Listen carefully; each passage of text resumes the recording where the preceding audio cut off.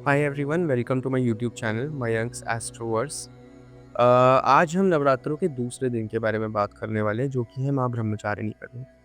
ब्रह्मचारिणी का दिन यानी कि साधना का दिन, पेशेंस लाने का दिन। ब्रह्मचारिणी माँ के एक हाथ में जाप की माला है और एक हाथ में कमंडल, जिसमें पानी है। उन्होंने कोई चप्पल नहीं पहन रखी है, वो चरण पादुका नहीं पहन रखी है, वो सीधा ही धरती का स्पर्श कर रही है। माँ ने अपनी साधना के दौरान सिर्फ फलों का प्रयोग किया, पत्तों का प्रयोग किया अपनी शुद्धा को शांत करने के लिए।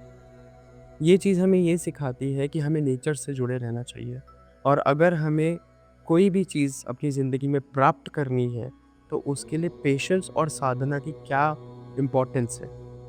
माँ ब्रह्मचारिणी हमारे लोअर एब्डोमेन से जितने भी पार्ट्स होते हैं, लोअर एब्डोमेन से रिलेटेड पार्ट्स है या रिप्रोडक्टिव सिस्टम से रिलेटेड जितने भी पार्ट्स है, उनमें शक्ति का संचार का ध्यान रखती है और उन अंगों का ध्यान रखती है, उनकी प्रोटेक्शन करती है। माँ ब्रह्मचारिणी हमें ये बताती है कि रूखे-सूखे जीवन में भी आप अपनी ज़िंदगी को कितने अच्छे तरीके से काट सकते हैं, यानी कि डिज़ायर्स को कैसे कंट्रोल कर सकते हैं। आजकल लोगों की बहुत ही ज़्यादा इच्छाएँ होती हैं और उन इच्छाओं के पीछे वो भागते रहते हैं, रुकते नहीं हैं कभी भी। माँ ब्रह्मचारिणी ये स्टेबिलिटी आपकी लाइफ में लेके आती है ताकि आपको पता रहे कि कहाँ रुकना है।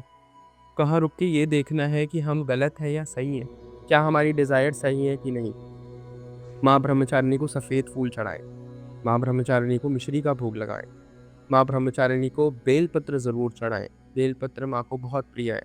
जो लोग डॉक्टर्स हैं, जो लोग टीचर्स हैं, जो लोग गवर्नमेंट जॉब्स की तैयारी कर रहे हैं, उनको ख़ासकर माँ ब्रह्मचारिणी की आराधना करनी चाहिए क्योंकि वो ही आपके अंदर पेशेंस लेके आती हैं।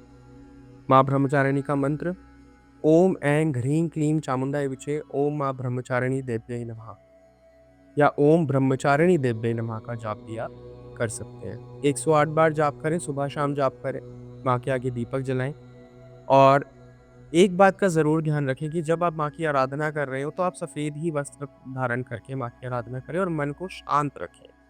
त्राटक करके आप माँ की आराधना करें, यानी कि सेंटर आई पे आप ध्यान रखें, यानी कि अपने सेंटर ऑफ द हेड पे आप ध्यान रखेंगे और उसके बाद आप ब्रीदिंग एक्सरसाइज करके और उसके बाद आप माँ की आराधना करेंगे। तो ये चीज़ है कि आप जब माँ की आराधना कर रहे हो, तो आपका पूरा ध्यान माँ ब्रह्मचारिणी की उस इमेज पे होना चाहिए, जो माँ की एक शांत इमेज है और वो जो सौम्य चेहरा है, उस पे आपका ध्यान होना चाहिए। मिलते हैं अगली वीडियो में और बात करेंगे फिर तीसरी नवरात्रि की। Thank you so much.